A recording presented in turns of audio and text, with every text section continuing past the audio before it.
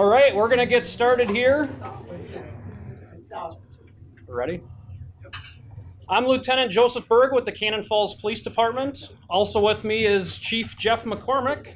The Cannon Falls Police Department also has the emergency management for the city of Cannon Falls, and that's why I drug the chief along to talk about all his doings in this. So if anybody can't hear us, just wave at us, point. We got more microphones to try to make us louder, but we'll try to talk loud and have a great presentation today. So, Chief, if you want to get started. Sure.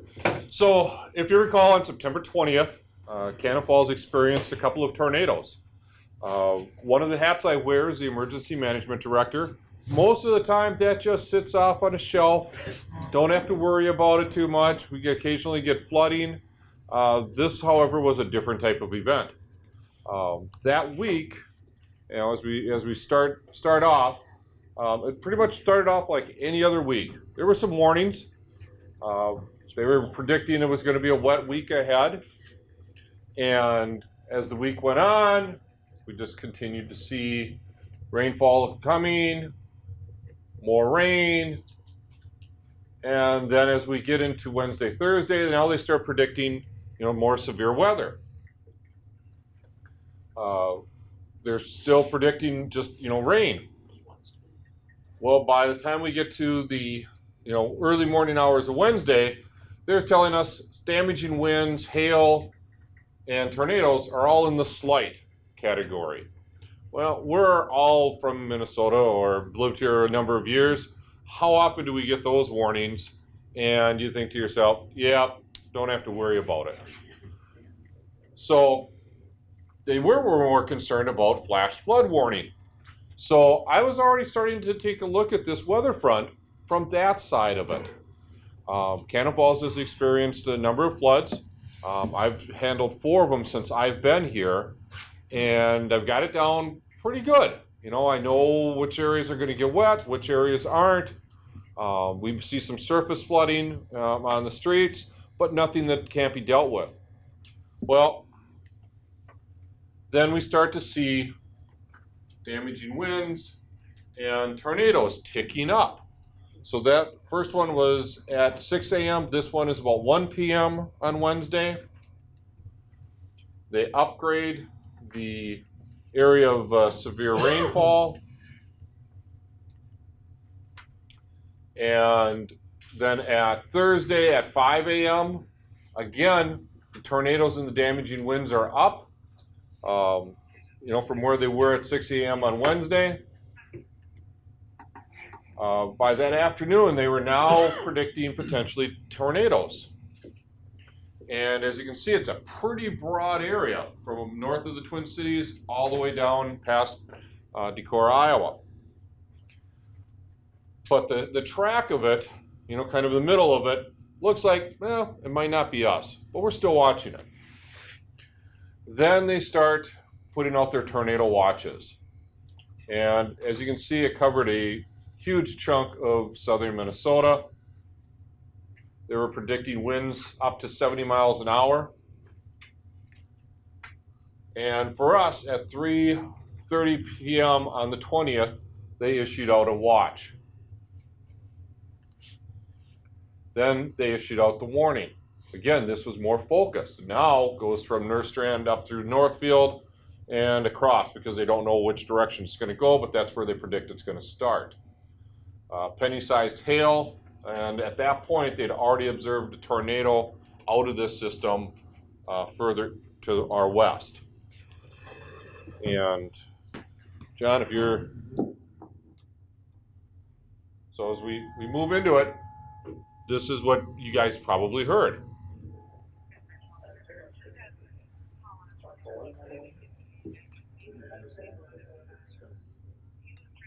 Well, it's our sirens. And they go off with the sound, and then they've got a voice. And Lieutenant Berg was on his way home shortly after that. This is what he encountered. He pulled off the road at Lake Billsby Park. This is one of the lights, and that's a tree. That's all you can see. This is, at 7 o'clock p.m., that's what it looked like. It was that dark. They're issuing out the warnings to, Pine Islands and Broda. As we're showing you see the track, while they would get heavy rain stuff, they weren't getting the storms that we saw. So this is what the National Weather Service put out as far as their severe weather warnings, tornado warnings, and then some of the platting of what they're saying happened as far as damage, trees down, tornadoes, that type of thing. This is the tracking of the system. So remember on a few slides ago it said tornado observed? They had already seen a tornado down in Iowa, in Minnesota, multiples, and then this is the system that we really saw come through us, tracks out of just south of Mankato, and just keeps coming right on through. Slip grippers work great outside, but not on linoleum. So Cannon Falls had two. The first one, the National Weather Service says, hit us at 7:01 to 7:03 p.m. It was 1.9 miles long and had a maximum width of 440 yards. And I'll zoom in on this. So as you can see, it starts over on this side. If you recall, the damage to the Dairy Queen was pretty extensive. This tracks right over the top of the Dairy Queen. Dairy Queen would be right in there. And then it follows along 4th Street up to about County Road 25. Now that's where they're saying that the most severe path was, but obviously anybody that lives in this area knows there was still an impact from it. Tornado number 2 was on the north side of Cannon Falls. That one, the National Weather Service said, went from 7:02 till 7:05 p.m. Just to go back, so this was an EF1. They estimate the peak winds were at 95 miles an hour. This was an EF0. They estimate the peak winds were at 70 miles an hour. And as you see photos from some of the other presenters today, initially we were seeing all the trees in one direction, which made us believe that it was possibly straight line winds. But then when we got into the southern part of the city, we started seeing that spiraling of the trees on the trunks and how they fell, and really started to make us believe that there was a tornado involved. On the north side, again, it tracks along 280th, across into our industrial park, and Wausau is right up in there, and their roof, parts of that got pulled off. Randy, could you go back to that one slide? Yeah. Where you showed the first one, the tracking? We're just going to, Pastor Randy Fett's going to speak about our church damage. So the church would have been Down, right in here, right? down, right there. Well, That's where your cemetery is. Yeah. Seeing as his church cemetery got hit pretty hard. Where's this down? So that's the roundabouts. These are the roundabouts. So right there are the roundabouts. So there's This would be the new hospital, is sitting there. This is my home, and I'll be showing you the slides of be right there. and I'm right to the left of the point. You're down here. Down in Yep. here somewhere. Yep. Yep. If you want, when I get up and talk to you, I'll probably reference this slide. So right at the very start of that tornado, that's 325th Street.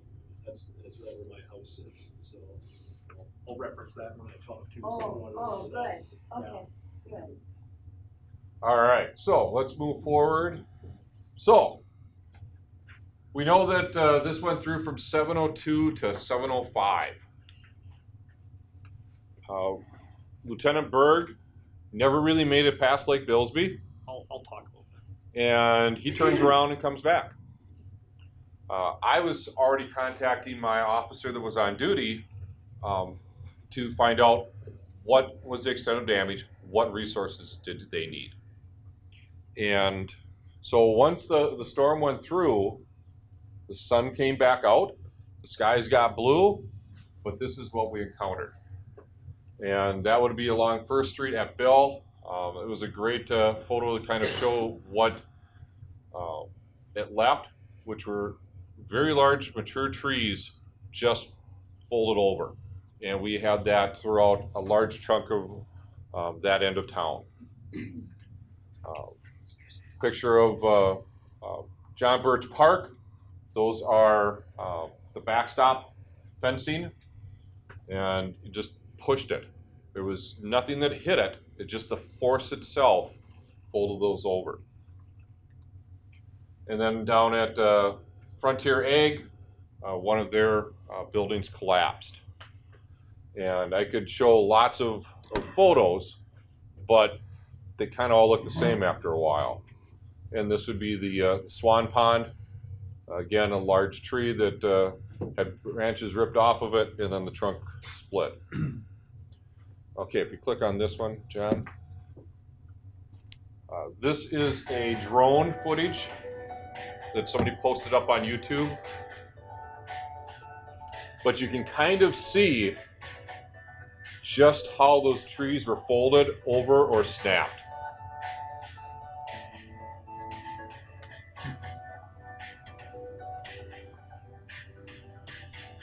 And this footage is mostly down at the south end, so that would have been Super America. This is a large grove of trees south of Spruce. Cedar Hills is right up here. That was an area for us that had extensive amount of damage. Trees were blocking the roadway, fell on houses, that type of stuff. That became a priority area for us when we got to the volunteer cleanup.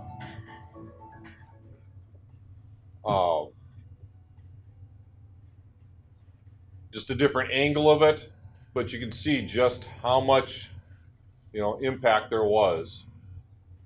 So when you drove around on the streets, it was tremendous. But when you get up and you can kind of really look at the big picture of things, it was, pretty significant. The thing that surprised me, and I know I talked with Mike once we finally got all the leaves off the trees, was just how much of our just wooded areas within the city were impacted as well, because it had trees that are down that you just couldn't see until all those leaves came off.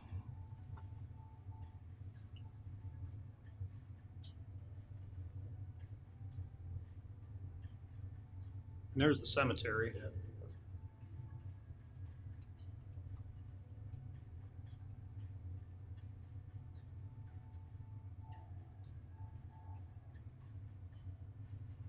And this, it won't show very good, but it was showing just some of the cornfield and how it was flattened from the funnel activity.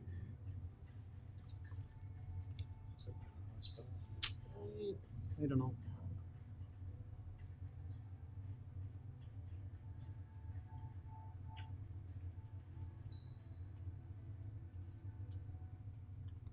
All right. There was a lot of newspaper, media, TV station coverage on this event.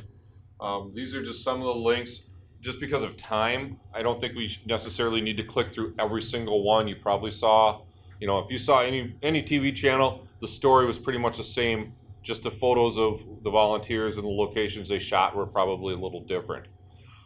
For us, the biggest challenge was this happened on a Thursday. Half of our city lost power. But we weren't the only community. Xcel Energy lost power over a good chunk of their service area, from Waterville all the way through us. And so they had to prioritize where they sent their response teams. We did not see power restored until Saturday. And the problem is that we could be in one area of town without power, walk across the street, and they had power. And so we made a decision right away that we were not going to try to do any cleanup effort until the power lines were all safe. And we didn't know which ones were live, which ones weren't, which ones had backfed current on it. We had a lot of people that were hooking up generators in their homes. And if you don't hook that up correctly, you can send electricity back out into the supply lines. And so we delayed our response for cleanup and stuff until after that was done. So by Monday, when power was restored, we only had probably less than half a dozen homes that didn't have power at that point, and that was because their service mast or supply to their house was damaged, and it had to be repaired by an electrician before Excel would make that connection.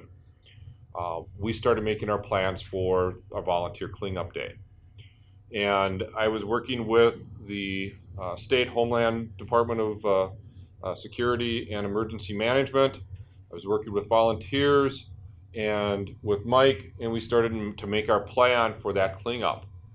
And so the cleanup took place the following Saturday. And the reason for that is that we wanted to have time to let people know so that we could, keep everybody informed. We created a map of the city, the areas that were going to need to be cleaned up.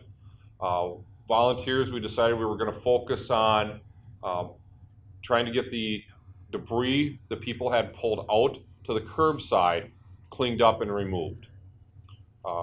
And so we had, I don't remember the exact number, but it was 120, I think, volunteers that came. We had contacted the Salvation Army. They brought in a canteen truck. We had a tent set up in our park and ride overflow lot. That was the check-in point. We had volunteers checking in there. We had other cities that sent staff, so we had dump trucks and chippers and loaders and all this stuff that we would need. And then we coordinated it, sent people out, and like any other project, when these things happen, we hit glitches. We send everybody out, and about half an hour in, one of the chippers goes down. We had made arrangements. Mike had a spare from MnDOT. Spare goes into service. Another one goes down. So we're constantly that morning retasking people, and we had assigned each part of the city a coordinator. And so they could tell their group, okay, we're going to move to here now to there now. And so it allowed us to keep track of where people were, what activities they were working on. But by the end of that day, we had pretty much cleaned up all the stuff along the city streets. We prioritized 2 of the city crew teams to work with a contractor up in the Cedar Hills area and got all of that taken care of that day, which if you had gotten up there, you would have found it to be either impassable or very narrow. The biggest problem we dealt with actually between when the storm happened and until cleanup day was people out sightseeing. We ran out of barricades, we ran out of cones to try to close off these streets. And people are just driving around them over power lines, over phone lines, whatever, because they want to go see what it was. I don't know how many press releases I put out. I don't know how many interviews I did with the media asking people to just not come sightsee yet. Cannon Falls is a beautiful community. I love people to come here. I love this community. I love showing it off. But right then, we just didn't need all that extra traffic. But they still came. And some of them were people that live in town, trying to look at other parts of the town. But it complicates our efforts in trying to keep everybody safe. So I think I've spoken long enough. I'll let Lieutenant Berg cover some of the stuff that he had and the rest of the presenters. So my story is I got up at 6 a.m. on this day, and I came in to work a 12-hour shift. I got done at 6 o'clock. I said, oh, looks like a storm's coming. Got hold of my wife. She said, well, we're up in Burnsville shopping. I said, oh, great. Well, then I guess I'll just hang out in town. So I'm like, well, I'm going to go get something to eat in town. So as I'm eating in town, I'm in a full restaurant, and I think it was about 6:40. Everybody's phone started buzzing. Does anybody know why your phone would start buzzing? Because we've all signed up, we got our smartphones, and they're telling us, hey, there's a tornado warning. So my thought is, okay, well, do I try to get home and beat this, or do I hang out? Well, I said, you know what, I'm going to try to get home and beat this. I made it to Lake Billsby Park, as you saw in the video. I couldn't see. So I pulled in. I actually backed up into it because, as we've probably heard, if you're facing into it, now a tree comes in your windshield, that's probably a bad day. So I backed in and I could feel my truck almost moving from Lake Billsby. So as it goes through, I videoed that a little bit. What you didn't see in that video is right behind those trees were falling over. And I didn't see that. It was way too loud for all the noise. So once it passed through, I said, okay, I'll do one pass through town and then I'll head home. Well, I made it to Casey's before the first tree, and luckily MnDOT was already on scene. As we know, we have MnDOT Rochester and Metro that divide in Cannon. And I told the Rochester guy, I said, hey, follow me up to Highway 20. I know that there's trees down there and we're gonna need your help. So we got up there. The biggest thing for our response is trying to get everything open back up. We'll have emergencies in town. This is gonna be bad. We just had a tornado. The fact that we had no injuries because of the tornado was a miracle. But part of our job was, when those injuries occur, we have to get fire trucks, we have to get ambulances through town, and there was no way through town. Unfortunately, people found the way, but that was right through the police department, so we got that at least opened up. Highway 20, it actually took like 24 hours before MnDOT got sick of waiting for XL Energy, and they took matters in their own hand to get that reopened. But so right then it was, we were calling officers in, hey, we just need help. We need to identify areas. Unfortunately, and I will have Mike come up and help me with his response. Mike Altoff is the Public Works Director and the Fire Chief. That helped us a ton, because whenever we needed anything else, we could just go to one person and not have to coordinate with two separate people that effort. So Mike, why don't you come on up and kind of talk about what you had as the Public Works Director and the Fire Chief. Yeah, so here's a little of my story from the day, I guess. We had been in contact. I do a lot of talk with Jeff McCormick, our police chief here, about rainfall. So we know of fire department wise, public works wise, would there be a chance for flooding, something like that. So we had talked a couple times, I think, that week, just kind of updating on the weather. I'd seen the forecast coming in for the day, so we thought, maybe there'd be something. But the day was normal. I had run home after work to get dinner. Had dinner with my wife. I had a new baby at home. He was 5 months old. So I'll get to that part of the story while I'm sharing that with you. And I remember telling my wife before I left, I said, hey, they're talking thunderstorms, so maybe don't go out in the stroller tonight. Don't take them for a walk, which is their normal evening routine. I said, just keep an eye on the sky. They keep saying storms might get bad. And I had a 6:30 meeting down at City Hall that night for Park Board. I think a lot of people had heeded the weather warnings, so we got down there, and there wasn't enough people to have a quorum. And about that time, we were getting paged out fire department-wise through our county emergency management system for storm spotting. So we knew at that point, I kind of knew something was starting to happen. They don't usually activate us for storm spotting on the fire department side unless they really think something's coming.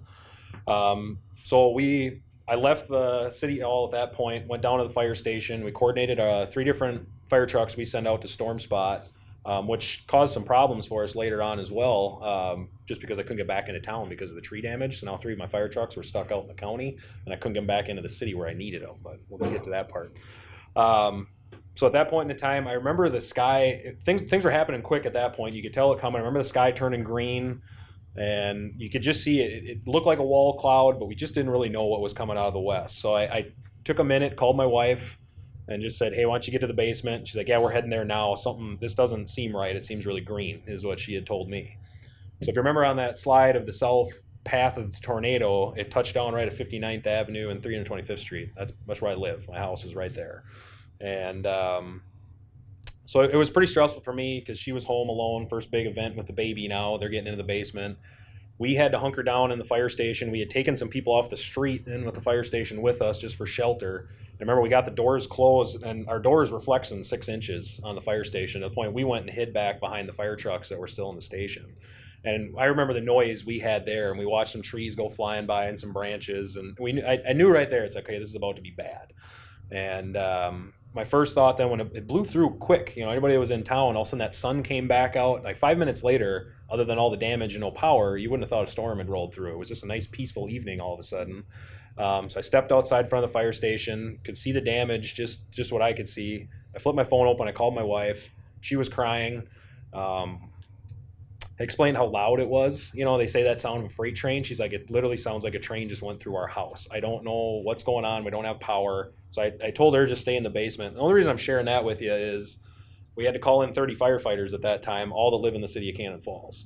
So we all had some kind of a story like that going on. So now I have to take that emotional part of my night, that my wife is in the basement crying, holding a 5-month-old baby, and put that aside now. I knew she was alive. I knew my baby was fine. Now I have to put on my fire chief and my public works director hat. So the first 6 hours until I could get home, it was 6 hours. Our road was so plugged with trees. It took me, actually it was longer than that. It was 2 a.m. before I finally met up with them and see what they're doing. So we had to coordinate the first almost 8 hours of that event with that in the back of my mind, you know, that my wife's in the basement crying with our baby. And didn't know the damage we had out in our street till I got home at 2 a.m. and was pretty distraught at that. We had a lot of tree damage at our house. Luckily, our house was pretty okay, which was kind of the normal story around town. A lot of tree damage, and I was amazed at how much house damage just didn't happen. How much we had some, I would have expected a lot more with that. So I think we did get lucky with that. So now it's probably pushing about 7:45.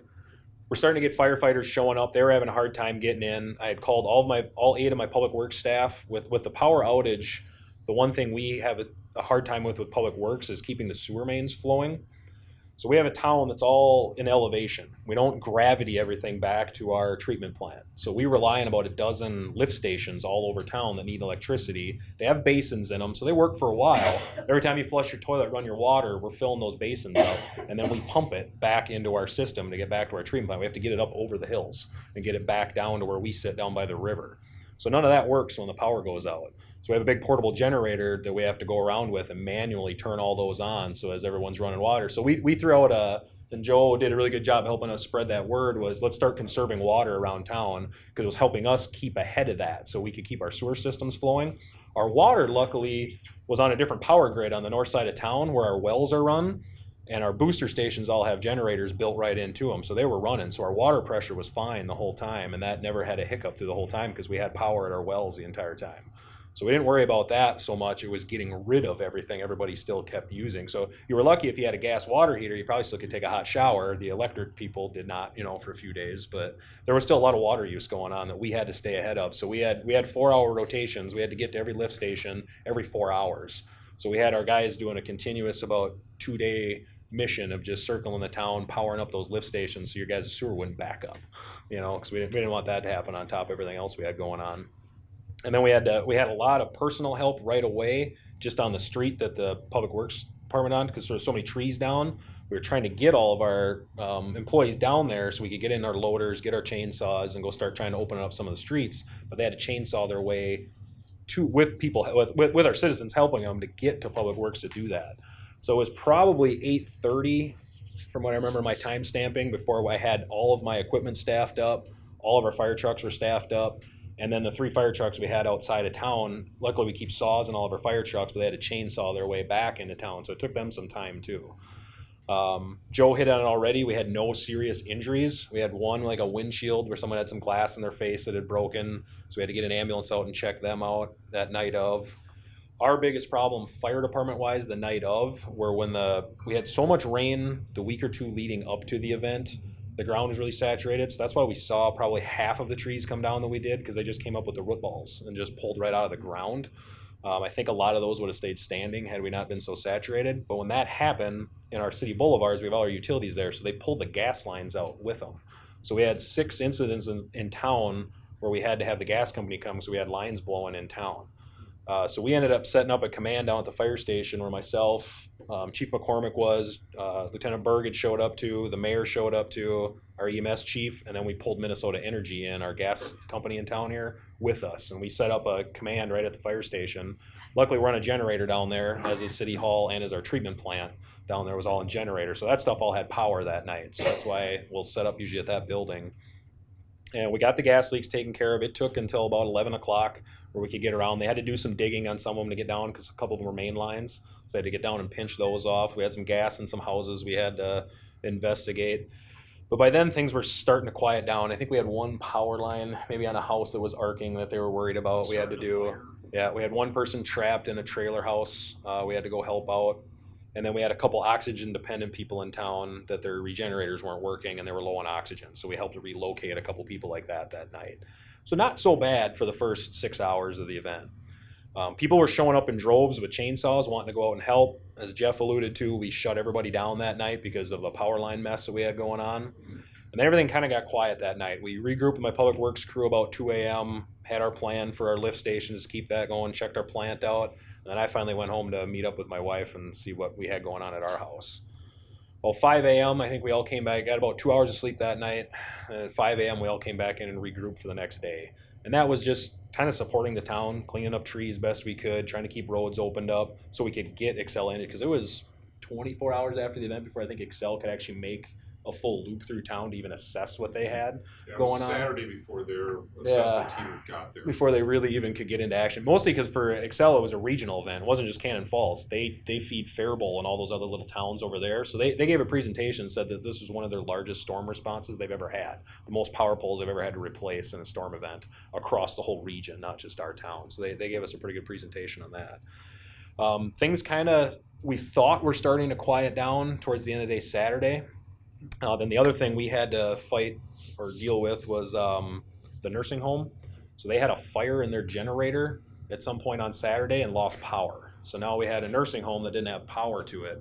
So I believe it was later in the day Saturday when we realized we had to start running an evacuation on, was it Friday? It was Friday.